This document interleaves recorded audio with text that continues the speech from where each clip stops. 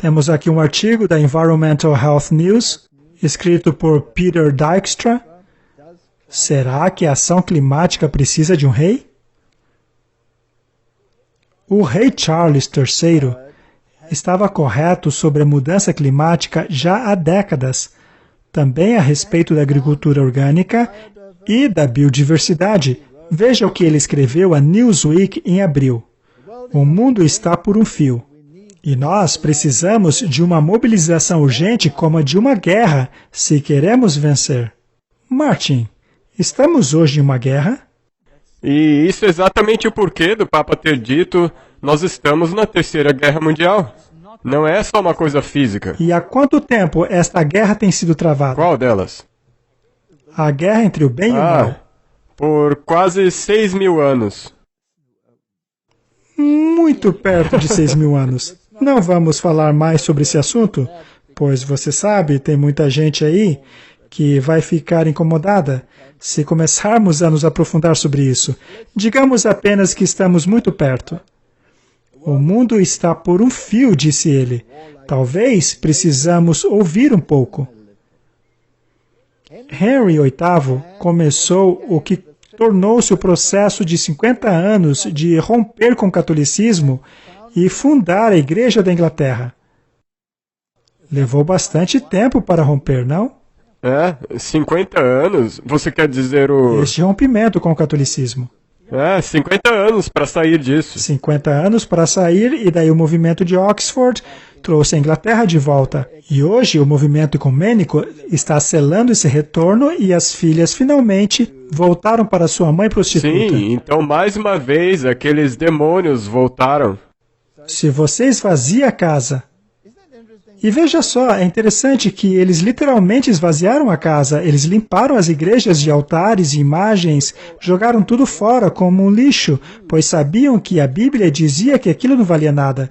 Mas depois, por causa do movimento de Oxford e por causa daquele traidor, o Newman, eles trouxeram tudo de volta. E ele então foi honrado, sendo transformado em cardeal e santo. Não é inacreditável? Viu só, isso mostra, ele foi canonizado, os 7 demônios voltaram. 7 demônios piores que o primeiro. Essas igrejas tornaram-se casas de demônios. Foi um exemplo forte, porém imperfeito, de um monarca britânico mudando as coisas. O meu ponto, meio sério aqui, é o seguinte: se Henry VIII virou a monarquia de cabeça para baixo por causa da sua libido, o Charles pode fazer alguma coisa sobre uma questão existencial.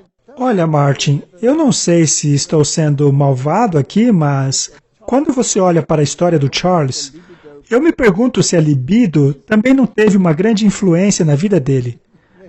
Vamos dizer só isso. Mas existe um ponto muito importante a respeito do rei Charles III. Era um fato histórico que reis e rainhas tinham que ser protestantes.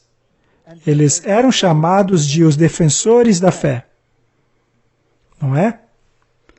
Acontece que o rei Charles foi aquele que quebrou essa tradição, dizendo que ele não quer ser conhecido como defensor da fé, mas ele quer ser conhecido como defensor das fés. Uau, sim, eu lembro. Ele foi mostrado usando uma capa budista e tudo mais. Ele já vestiu roupa budista, roupas muçulmanas. Ele já se mostrou como o grande líder ecumênico e religioso, disposto a abraçar todas as religiões. Ele e o Cazaquistão encaixam-se perfeitamente. Uau! E ele representa o lado protestante. E eles se tornaram Babilônia e estão todos em uma casa de demônios, juntos com as aves detestáveis e imundas. Vamos ver qual foi o papel dele e de como ele se encaixa no Cazaquistão. Hoje, todos estamos interessados em ouvir de Sua Alteza Real sua visão para um mundo mais coeso e sustentável.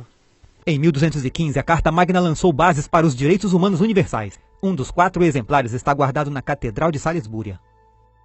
É hora de estender o direito universal não apenas à humanidade, mas também à natureza. A interdependência entre a saúde humana e a saúde planetária nunca foi tão clara. Ao iniciarmos uma nova década, é hora de nos concentrarmos no futuro que desejamos construir. Para esse fim, construindo sobre minha iniciativa de mercados sustentáveis, estou lançando a Terra Carta, como base de um plano de recuperação para a natureza, as pessoas e o planeta. Há mais de 800 anos, a Carta Magna inspirou uma crença nos direitos e liberdades fundamentais das pessoas. Enquanto nos esforçamos para imaginar os próximos 800 anos de progresso humano, os direitos fundamentais e o valor da natureza estão no coração da Terra Carta. Convido os CEOs de todo o mundo a se engajarem e desempenharem seu papel na liderança de transição global. Para garantir nosso futuro, não temos outra escolha. Parabéns por seu grande sucesso em sua batalha pelo meio ambiente. Martin, a Bíblia diz que os reis da terra dariam o seu poder à besta. Me parece que isso está acontecendo. E ele incorporou os mercadantes e... Temos aí toda a confusão babilônica junta. Martin, a Bíblia previu isso. Por que é que as pessoas não reconhecem este fato? Martin, será que é possível levar essa questão do clima ao mesmo nível da Magna Carta? Como vimos no vídeo, hoje ele quer fazer a Terra Carta. Em outras palavras, a Terra precisa ser exaltada à posição de divindade. Isso é adoração à Mãe Terra. Isso é panteísmo. Paganismo em sua melhor forma. Para eles, não existe espaço para Jesus Cristo.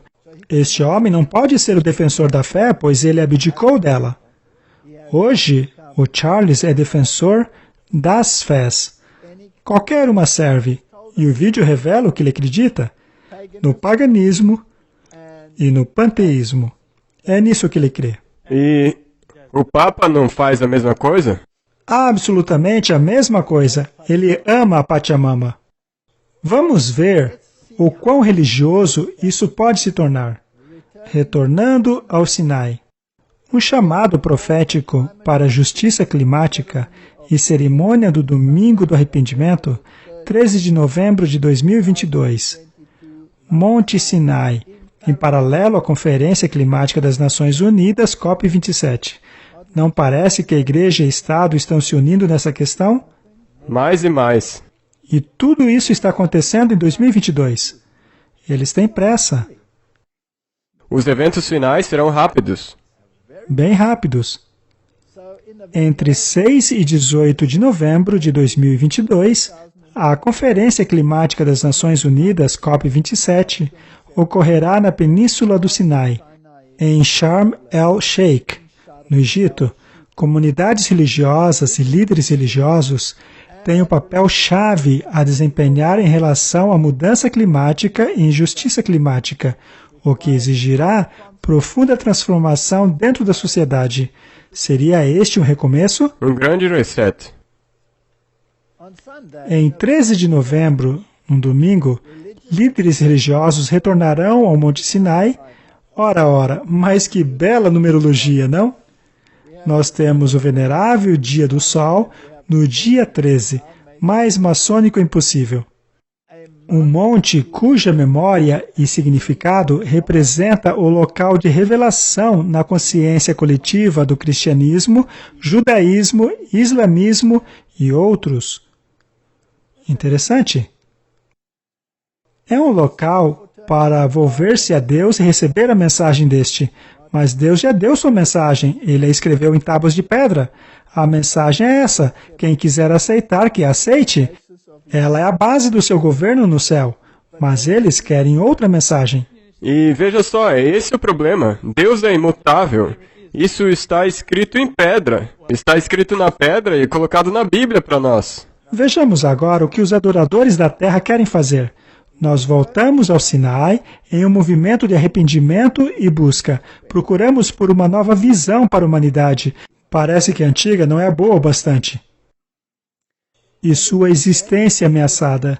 E nós buscamos receber uma mensagem ampliada de vida sustentável e hábitos que a humanidade precisa ouvir hoje. Neste espírito, os parceiros do projeto, líderes religiosos de renome das maiores religiões do mundo, para reunir-se no Monte Sinai a fim de participar da primeira cerimônia de arrependimento climático e levar adiante o chamado profético interreligioso à ação. Justiça climática, 10 mandamentos universais. 10 mandamentos novos, Martin. Bem, eu vou colocar isso no campo da blasfêmia.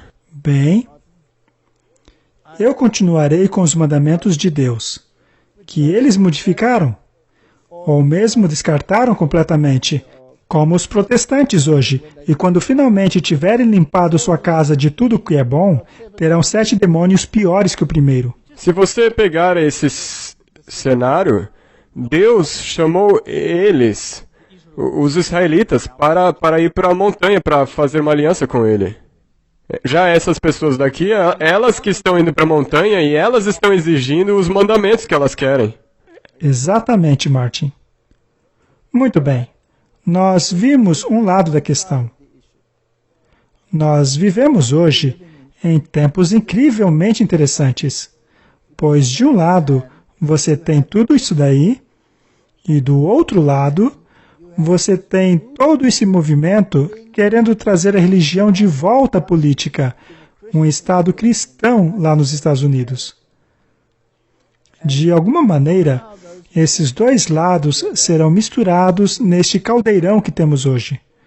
No caso da América, eles estão falando em alterar a Constituição. Falam a respeito de implementar leis cristãs, mas como já vimos, essas leis e regulamentos cristãos não serão os bíblicos, mas os do Papa. Há um engano dentro do engano. Deverá então haver uma união dos vários sistemas religiosos, como os judeus e os cristãos. E isto se torna muito interessante.